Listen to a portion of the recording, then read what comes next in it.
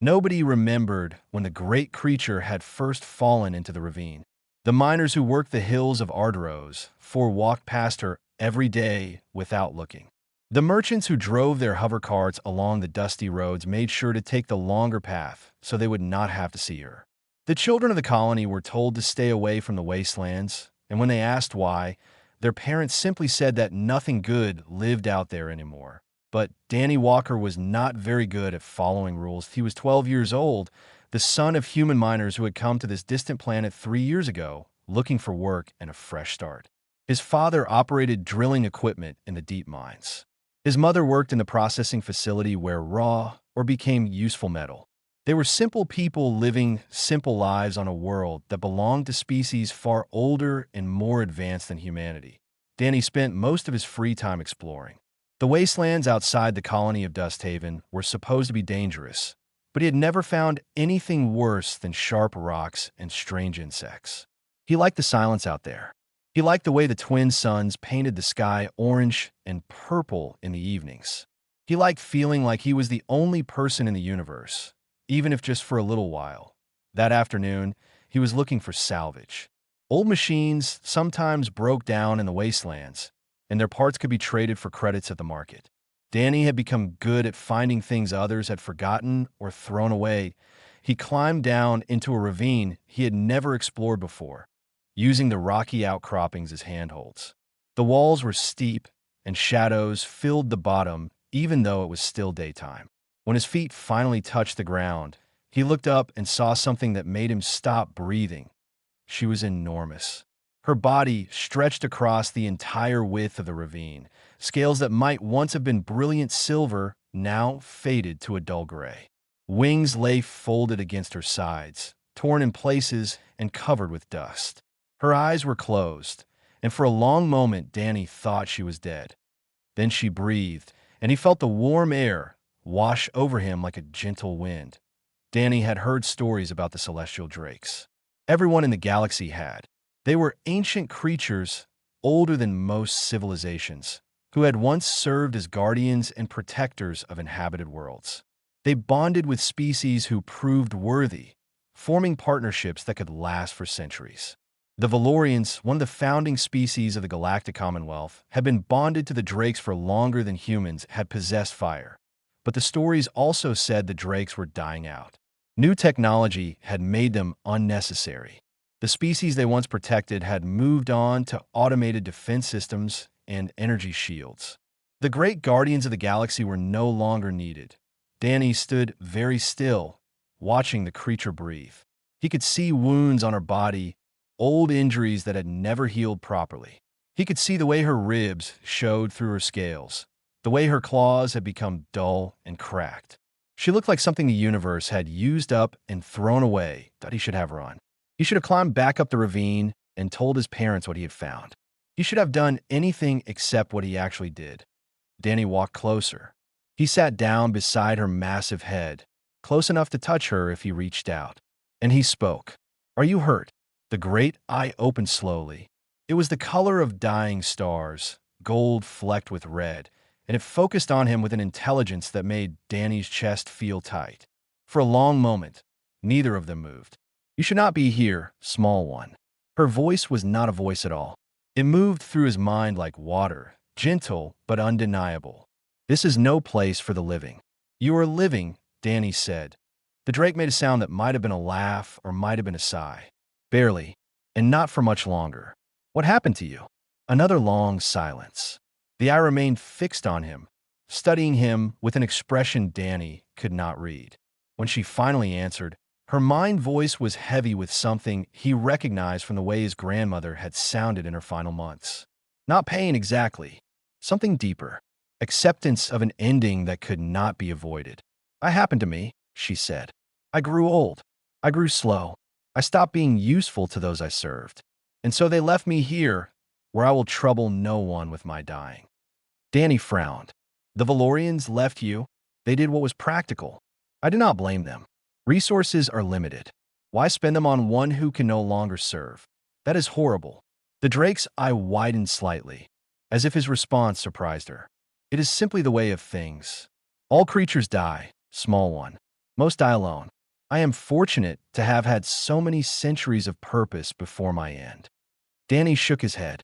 He could feel anger building in his chest, the kind of anger he felt when the older kids in the colony picked on someone smaller, or when he saw the way some species looked at humans like they were insects who had wandered into a proper person's house. No, he said firmly. That is not how it is supposed to be.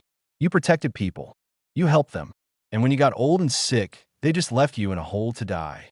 You speak as though you expected differently. I did. Ido. Danny stood up, his small fists clenched at his sides. On my world, we have stories about dragons. Great big creatures with wings and scales, just like you. In those stories, dragons are wise and powerful and brave. People honored them. People remembered them. Nobody just threw them away.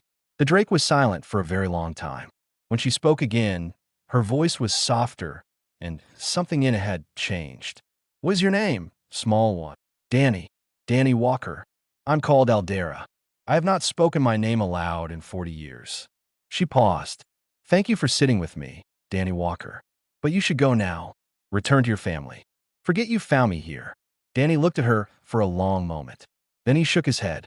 I will come back tomorrow, he said. I will bring you water. And food if I can find any. Why would you do such a thing? Danny had already started climbing back up the ravine. He paused and looked back at her, at this ancient creature who had been forgotten by everyone she had ever protected. Because nobody should die alone thinking nobody cared, he said.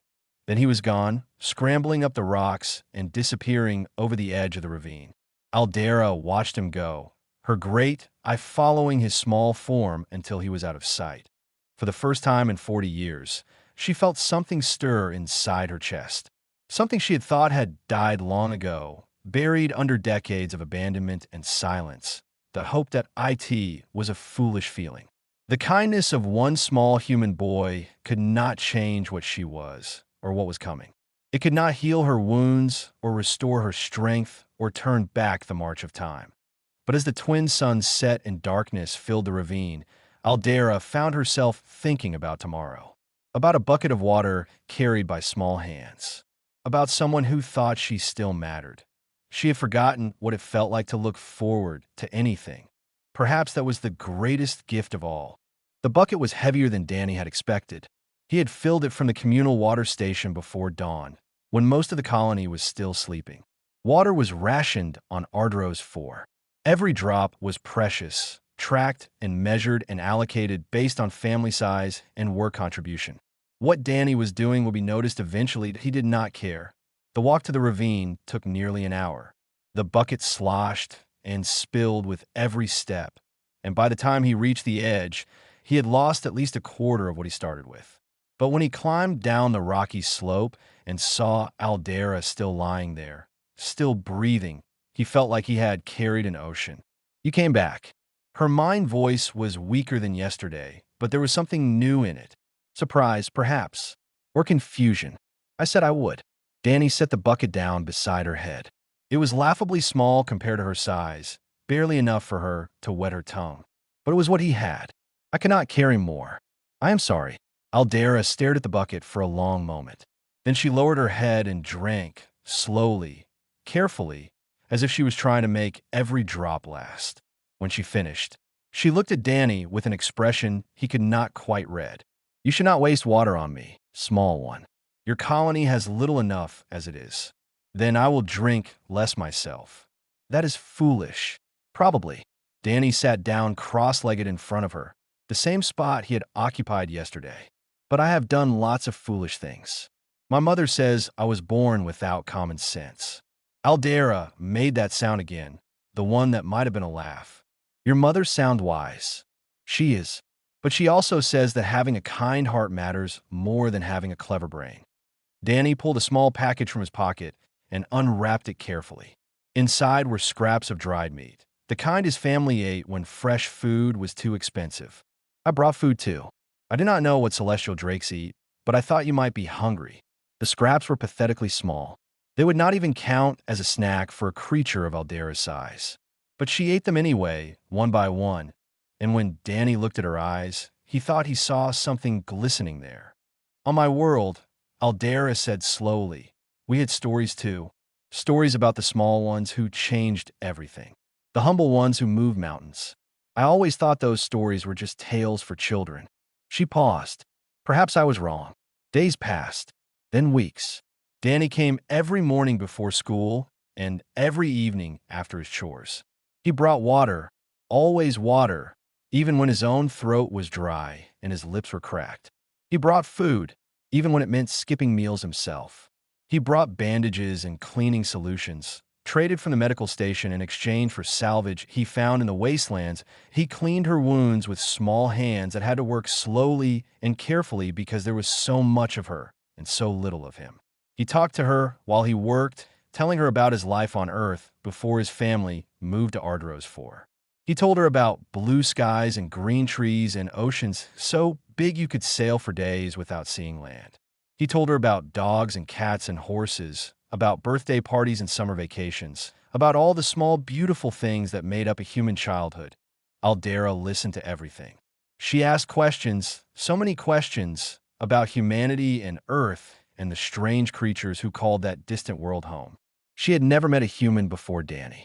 The Valorians had always kept her far from the newer species, as if contact with primitive beings might somehow contaminate her. The other species in Dusthaven began to notice what Danny was doing. The Valorians who lived in the upper districts expressed disgust openly, their smooth faces twisting with contempt whenever they saw the human boy carrying his bucket toward the wastelands. "Look at the Deathworlder child," they would say to each other, loud enough for Danny to hear. "Wasting precious resources on our discarded refuse. This is why their species will never amount to anything. They cannot even recognize when something is already dead." Danny ignored them. He had learned early in his life that some people would always find reasons to look down on others, and that arguing with such people was like shouting at the wind. It made you tired but changed nothing. His parents were different. They worried about him, about the time he spent away from home and the water he gave away and the food he no longer ate. But when Danny told them about Aldera, about finding her dying alone in a ravine where everyone had left her, his mother had gone very quiet. "Show me," she said finally. So Danny brought his parents to the ravine. They climbed down the rocky slope and stood before the ancient drake, tiny figures before a being older than human civilization. Aldera watched them approach with wary eyes. "So you are the ones who made this strange child," she said. Danny's father laughed. It was a surprise sound, genuine and warm. "I suppose we are. He takes after his mother mostly. Your son has been very kind to me. I have told him many times to stop, that I am not worth his efforts.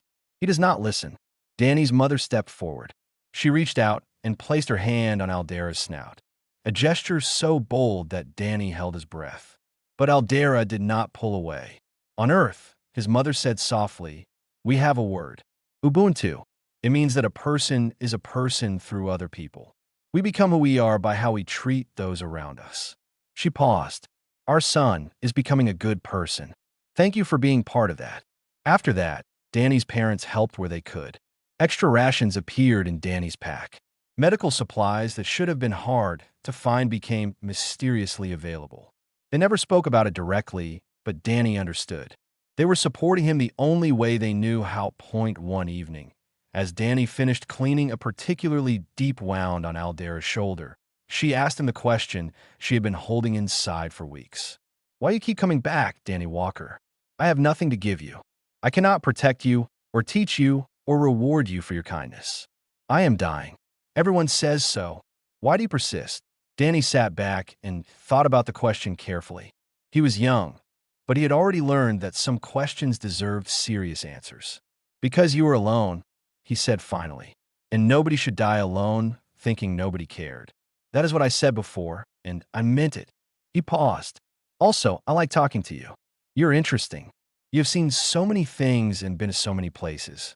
When you tell me stories about the old days, I feel like I am flying too." Aldera was silent for a very long time.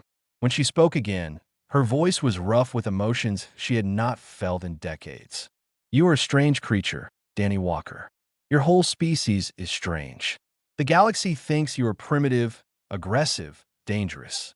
They call you Deathworlders because your planet is harsh and you evolved to survive its harshness. She paused. But they do not see what I see. They do not know what I know now. What do you see? I see a boy who gives water to the thirsty when he himself is dry. I see a family that sacrifices for a stranger because their child asked them to. I see creatures who travel across the stars not to conquer, but to work, to build, to make lives for themselves and their children. Her great I focused on him with fierce intensity. The galaxy has underestimated humanity, Danny Walker. I think they will regret that someday. Danny smiled. Maybe. But right now, I just want you to get better. I do not think that is possible, small one. You did not think I would come back either. You were wrong about that. Aldera had no answer for that. So, instead, she did something she had not done in 40 years. She hoped. 3 months after Danny Walker first climbed down into that ravine, something impossible happened. The wounds on Aldera's body began to close. Her scales, dull and gray for decades, started to show hints of their original silver shine. The bones that had shone through her skin disappeared beneath layers of new muscle. Her eyes, once dim with acceptance of death, grew bright again. The change was slow at first, so slow that Danny did not notice it for weeks.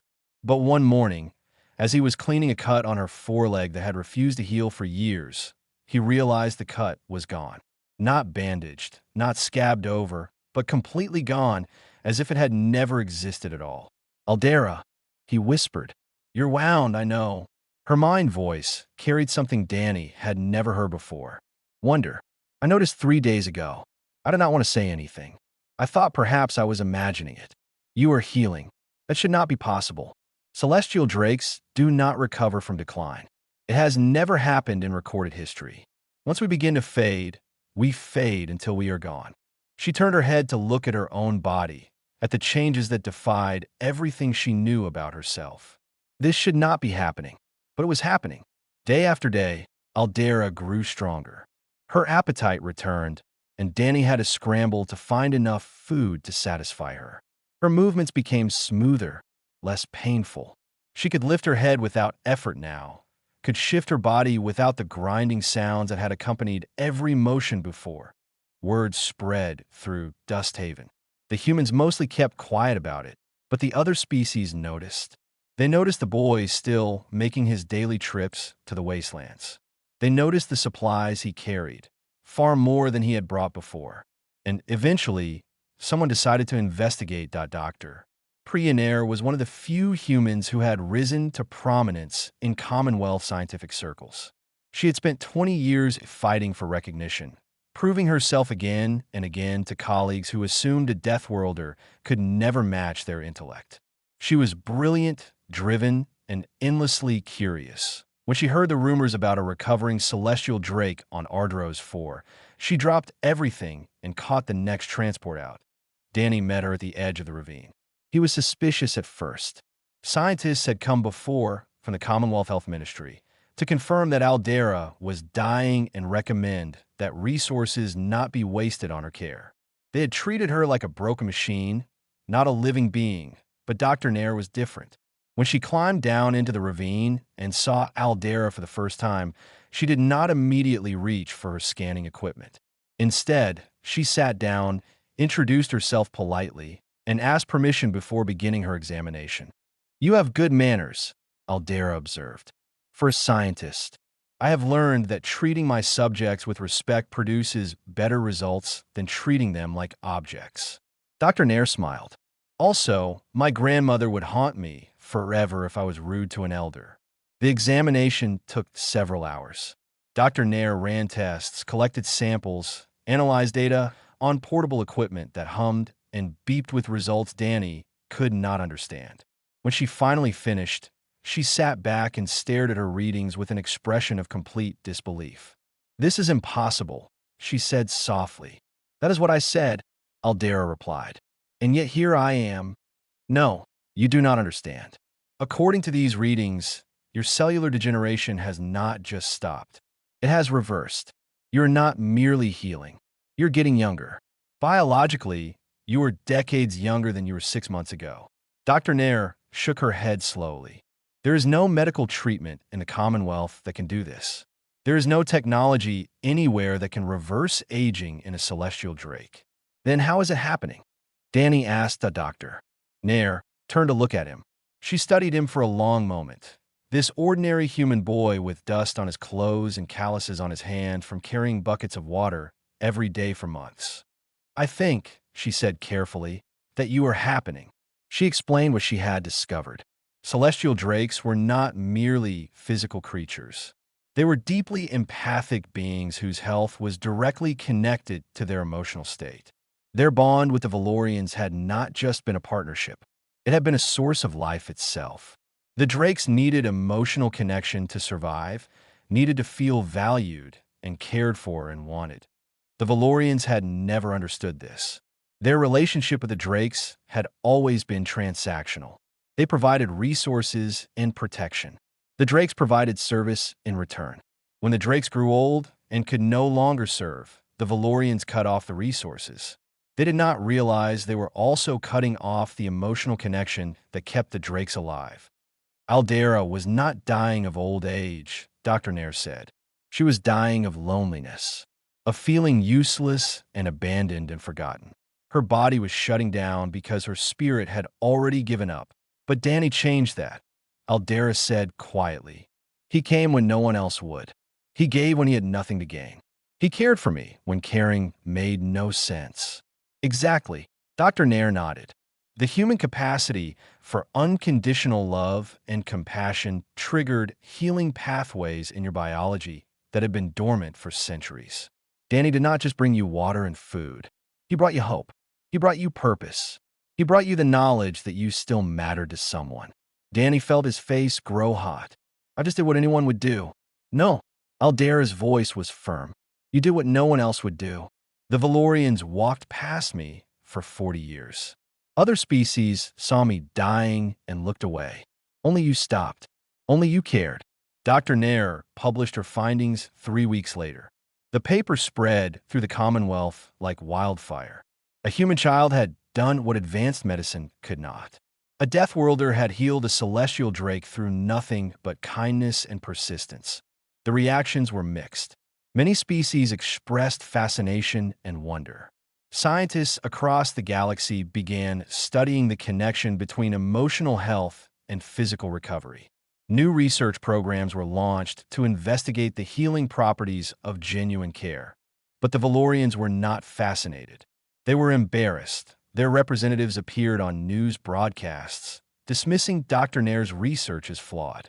They claimed the human boy had simply gotten lucky, that Aldera would have recovered anyway, that this isolated incident proved nothing about humanity or their own treatment of the drakes.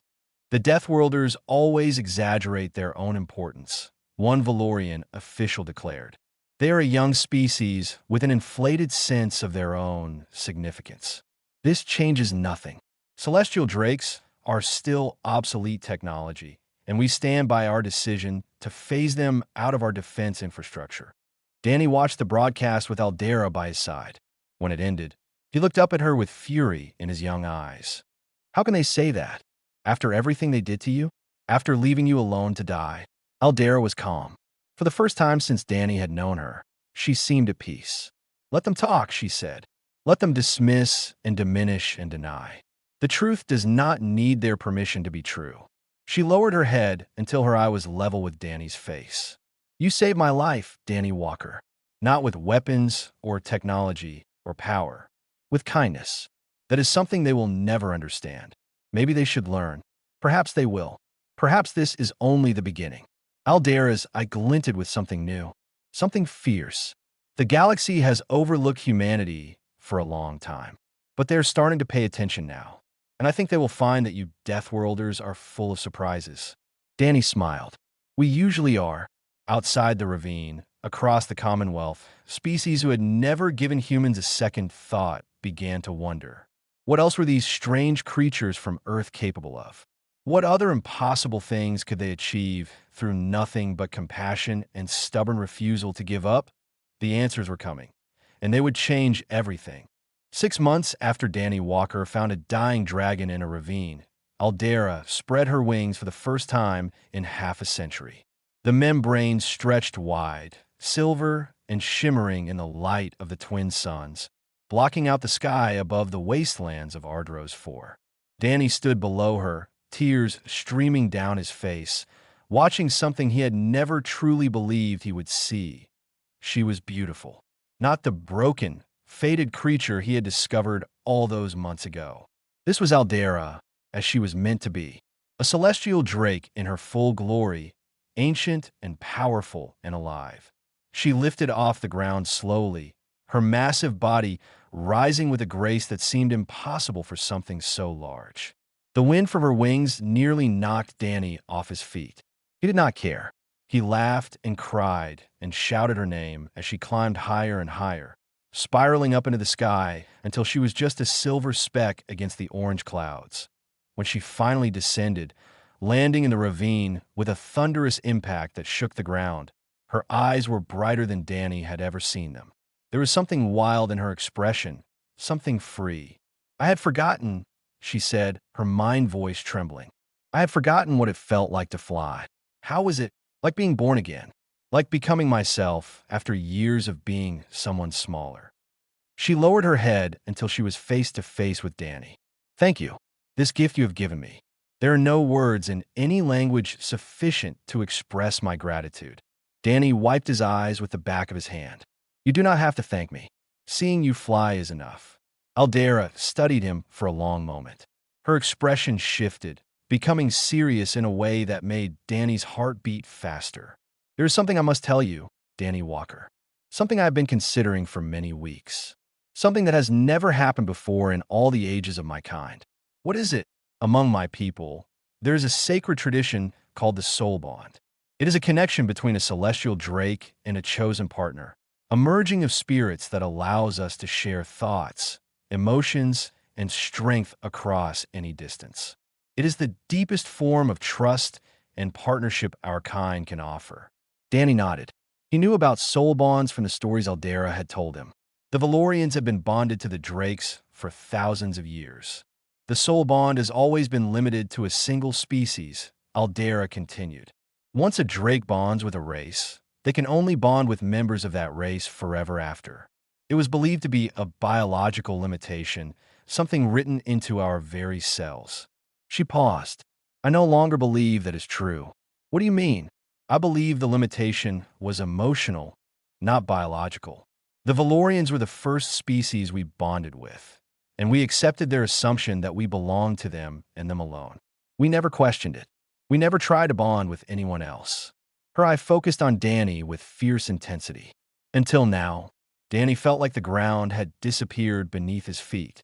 "Aldera, are you saying—" "I am saying that I wish to initiate a soul bond with you, Danny Walker. Not because I owe you for saving my life. Not because I want to repay your kindness.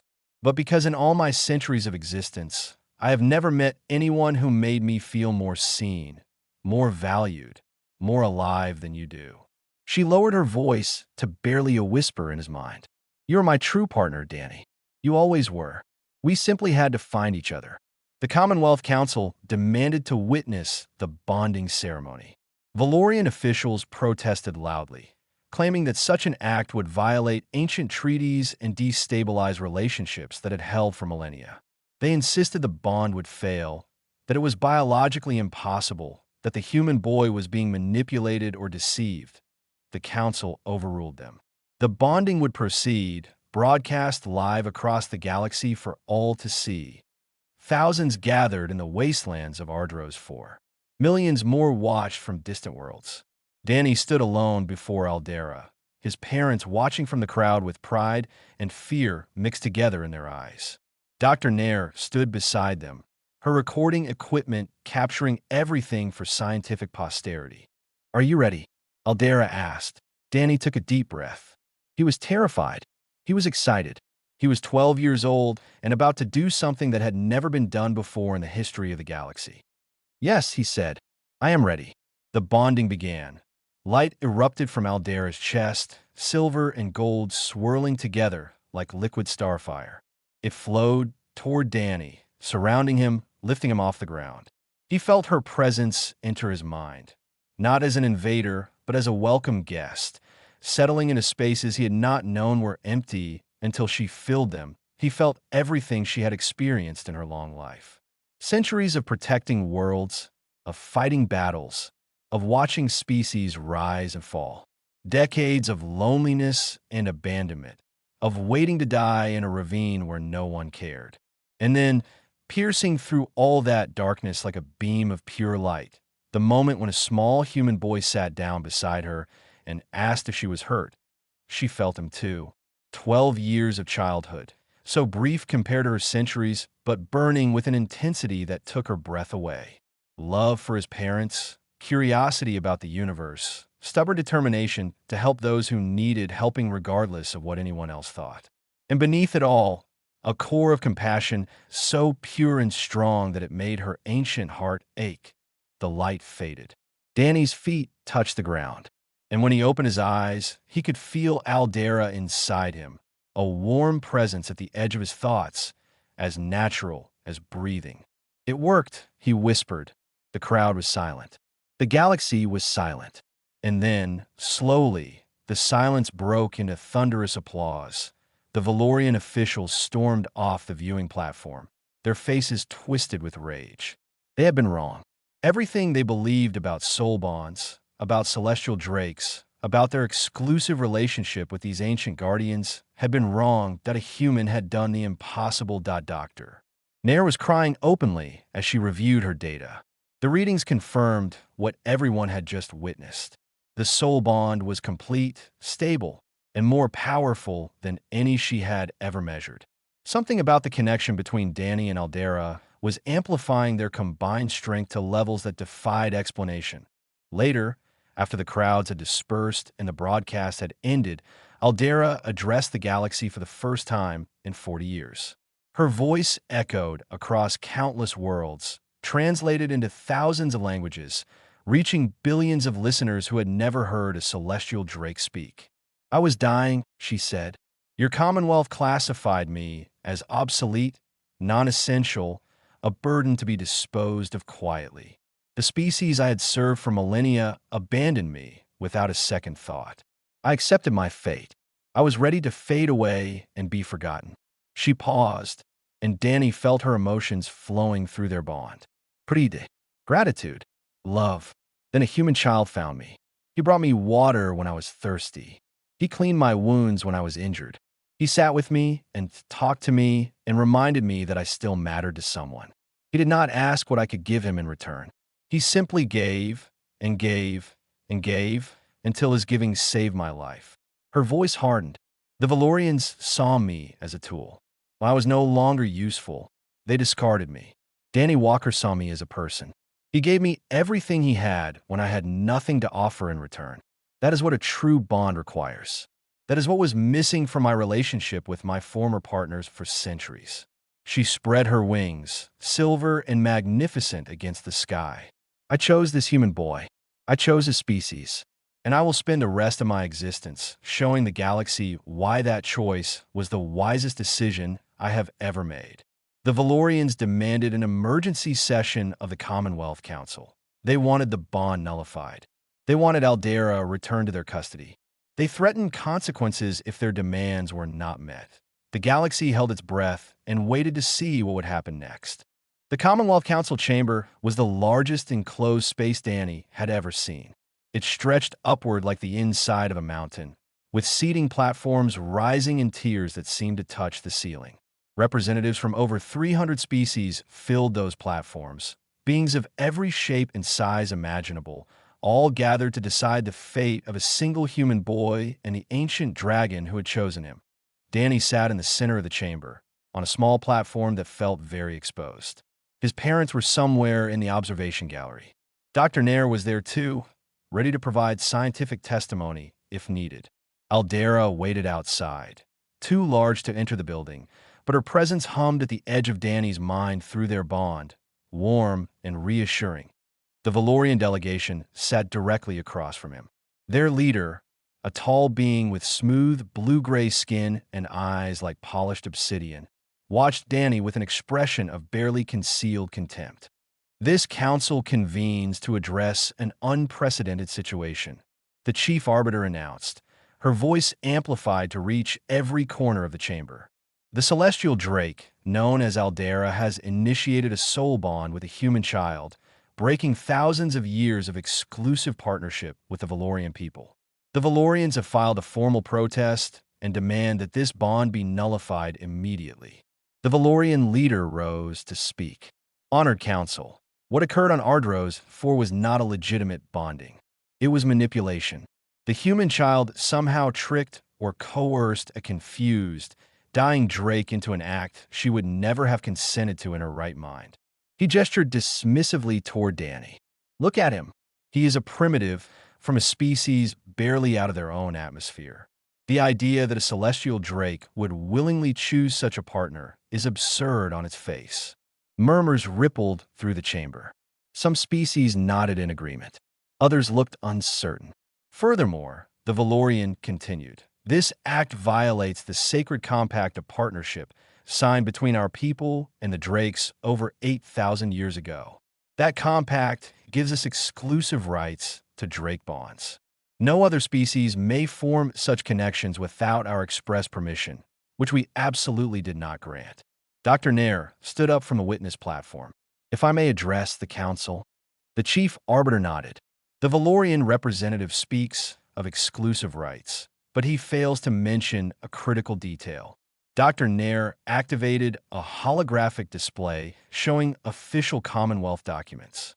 37 years ago, the Valorian government officially reclassified Aldera as abandoned fauna.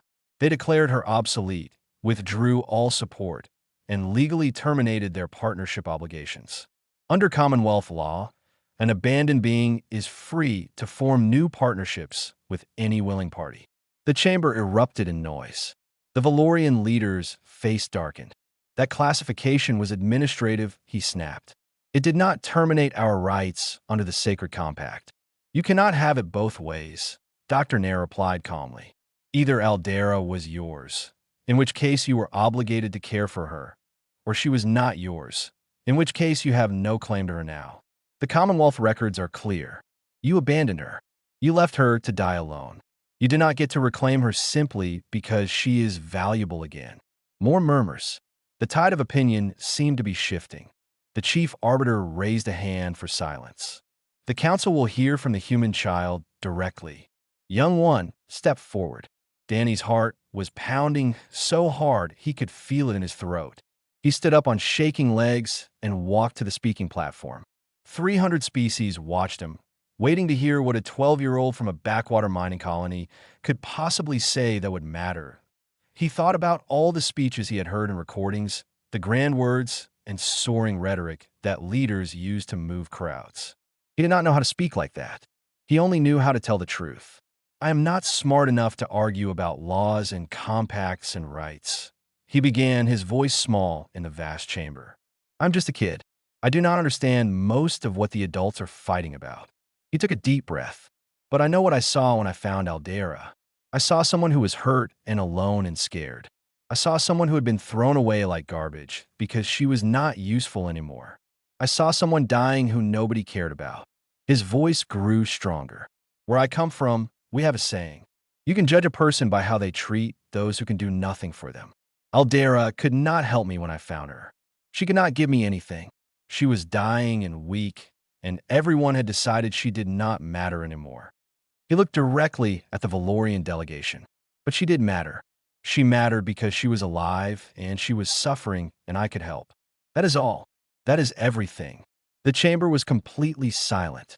I did not help Aldera because I wanted a soul bond.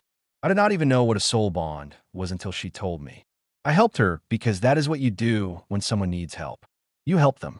You do not ask what they can do for you first. You do not calculate whether it is worth your time. You just help. He spread his hands. The Valorians say I tricked her or manipulated her. I do not know how a 12-year-old with a bucket of water could trick an ancient creature who has lived for thousands of years. I think the truth is simpler. I think Aldera chose me because I was the only one who treated her like she was worth something. I think she chose me because I cared about her when nobody else would. Danny stepped back from the speaking platform. His piece was said. He had nothing more to add. The silence stretched for a long moment. Then, slowly, voices began to rise from the tiers. A representative from a species Danny did not recognize spoke first. The human child speaks plainly, but his words carry weight. Perhaps we have overlooked something important in our rush to advance technologically. Perhaps compassion has value we have not properly measured. Another voice joined in. My people have always wondered about the Death Worlders. We thought them primitive and violent. But this act, this simple kindness that healed a dying Drake, suggests depths we did not anticipate. More and more species added their support. The Valorian delegation grew increasingly agitated, their protests drowned out by the growing consensus. The chief arbiter called for order. It appears the sentiment of this council is shifting. Before we proceed to a formal vote, does anyone else wish to speak? The Valorian leader stood one final time. His face was a mask of barely controlled fury. If this council legitimizes this bond, you will be setting a dangerous precedent.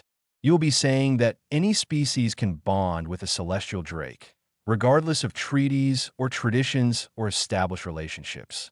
You will be elevating these Deathworlders to a status they have not earned and do not deserve. He pointed at Danny. That child is not special. He is simply young and foolish enough to waste resources on lost causes. There is nothing admirable about that. There is nothing worthy of reward. Danny felt Aldera's response through their bond before he heard it. Anger, yes, but also something deeper. Pity. The chief arbiter was about to respond when every screen in the chamber flashed red. An alarm began to sound, loud and urgent, echoing off the walls of the vast space. Emergency alert, an automated voice announced. Hostile fleet detected entering Commonwealth space. All council proceedings are suspended. Military representatives report to command stations immediately. The chamber descended into chaos. Species scrambled for information, shouting questions that nobody could answer. Through the confusion, Danny felt Aldera's presence surge in his mind, sharp and focused. Danny, she said, something is coming. Something dangerous. What is it? I do not know yet, but I think we are about to find out what our bond can truly do. The vote would have to wait. The galaxy had bigger problems now. The Skarath Dominion had come from beyond the mapped regions of space, from territories so distant that the Commonwealth had never even known they existed. Their fleet numbered over 200 vessels, each one bristling with weapons and carrying thousands of soldiers bred for conquest. They had swept through uncharted systems for centuries, consuming world after world, leaving nothing but ash and silence in their wake. Now they had come for Ardros for the Commonwealth Defense Fleet was scattered across 1,000 systems. Reinforcements were coming, but they were days away. The orbital stations above the mining colony had minimal armaments, designed to handle pirates and smugglers, not a full invasion force.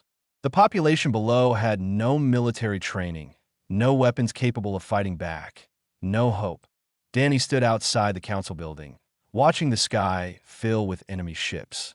They descended through the atmosphere like a swarm of metal insects, blotting out the twin suns, casting shadows across the dusty plains. Around him, people were screaming, running, trying to find shelter that did not exist. Aldera landed beside him with an impact that shook the ground. Her eyes blazed with silver fire, and her scales gleamed like polished mirrors. She was magnificent and terrifying, every inch the guardian she had once been. They will destroy everything, she said through their bond. The colony, the people, your family. The Skarath do not take prisoners. They do not negotiate. Then we have to stop them. Danny, I am one Drake. There are hundreds of ships. I know. He looked up at her. This ancient creature who had been left to die and had risen again through nothing but love and stubborn kindness. But you are not alone anymore. You have me. Aldera stared at him for a long moment. Then something shifted in her expression. Something ancient and fierce and proud. You are right, she said. I'm not alone. And neither are you. She lowered her head, and Danny climbed onto her back, settling between her shoulder blades like he had practiced 100 times in the months since their bonding. He could feel her power thrumming beneath him, vast reserves of energy that had been dormant for decades, now awakened and ready. But it was more than that. Through their bond, he could feel something else flowing between them, his courage feeding into her strength, his determination amplifying her will, his stubborn human refusal to give up, to surrender, to accept defeat, merging with her ancient Drake fury until they were not two beings, but one. Aldera spread her wings and launched into the sky. The Skarath ships noticed her immediately. Weapons tracked her movement, targeting systems locking on, preparing to eliminate what they saw as a minor threat. She was one creature against an armada. The outcome should have been obvious, that IT was not. Aldera opened her mouth and breathed starfire. The flame that erupted from her was not the weakened spark she had produced in her decades of decline. It was a torrent of pure energy, silver and gold and blazing white, cutting through the lead Skarath vessel like it was made of paper. The ship exploded in a bloom of fire and debris, and Aldera was already moving, spinning through the sky with speed that defied her massive size. Through their bond, Danny fed her everything he had. Every memory of kindness he had ever shown, every moment of compassion, every time he had helped someone simply because they needed help. He gave her the warmth of his mother's embrace and the strength of his father's hands and the simple human faith that good things were worth fighting for. And Aldera transformed. Her scales blazed brighter than the sun's. Her wings seemed to span the entire sky.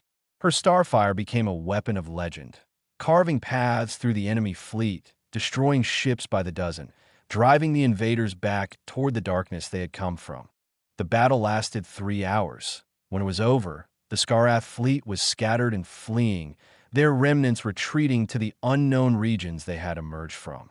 Ardros 4 was damaged, but standing. The colony had survived. The people Danny had grown up among were safe. Aldera landed in the wastelands outside Dusthaven, exactly where Danny had first found her dying in a ravine. She was exhausted, drained in ways that would take months to recover from. But she was alive. They both were. The Commonwealth Council reconvened 3 days later. This time, there were no protests from the Valorian delegation. They sat in silence, unable to meet anyone's eyes as the vote proceeded. The bond between Danny Walker and Aldera was recognized unanimously. More importantly, the council passed new legislation. All celestial drakes classified as obsolete would be relocated to sanctuaries where they could receive proper care. Any species that abandoned a bonded partner would lose their partnership rights permanently. And humanity, the young Deathworlders from a harsh world called Earth, was granted full recognition as a species capable of forming drake bonds. Danny stood on the speaking platform one final time, not to argue for himself, but to say thank you. He looked out at the assembled representatives, 300 species who had watched a human child and an ancient dragon save a world through nothing but the power of their connection. I do not know what comes next, he said. I do not know if there will be more attacks, or more challenges, or more times when everything seems impossible. But I know one thing for certain. He smiled. Kindness matters. It mattered when I found Aldera dying in a ravine and decided to help her anyway. It mattered when she chose to bond with me instead of fading away. It mattered when we flew into battle together against an enemy that should have destroyed us. He paused. The galaxy is big and scary and full of things that want to hurt us. But it is also full of beings who deserve kindness, who are waiting for someone to see them and value them and refuse to give up on them. He stepped back from the platform. That is what humans do. We find the forgotten ones. We help the helpless ones. We love the ones that everyone else has decided are not worth loving anymore. And sometimes, if we are very lucky, that love changes everything. Later that night, Danny sat beside Aldera under the stars of Ardros 4. The twin suns had set, and the sky was filled with points of light, each one a distant world where beings lived and loved and struggled and dreamed. Do you regret it? Aldera asked. Any of it? Danny thought about the question. He thought about the months of carrying water and cleaning wounds. He thought about the sacrifices and the mockery and the moments when everyone told him he was wasting his time. He thought about the fear of battle and the weight of responsibility and the knowledge that the whole galaxy was watching him. No, he said finally. Not even a little bit. Why not? He leaned against her side, feeling her warmth through their bond, knowing that he would never truly be alone again. Because you are my friend, he said simply. And friends are worth everything. Aldera was quiet for a long time. When she finally spoke, her mind voice was thick with emotion she had spent centuries learning to hide. The world forsook me, Danny Walker. Everyone abandoned me. Everyone decided I was not worth saving. She lowered her head until her eye was level with his face. But you did not forsake me. You never did. I never will. I know. Her eye glinted with tears she would never admit to. That is why I chose you. That is why I will always choose you. Because you showed me something I had forgotten in all my thousands of years of existence. What is that? That the smallest act of kindness can change everything. That one person who refuses to give up can save the world. She pressed her snout gently against his chest. That humanity, for all its youth and all its flaws, has something precious that the galaxy desperately needs. Danny smiled and wrapped his arms around her as best he could. We are just getting started, he said. And high above them, the stars seemed to shine a little brighter, as if the universe itself was watching to see what humans and dragons would do next. The end.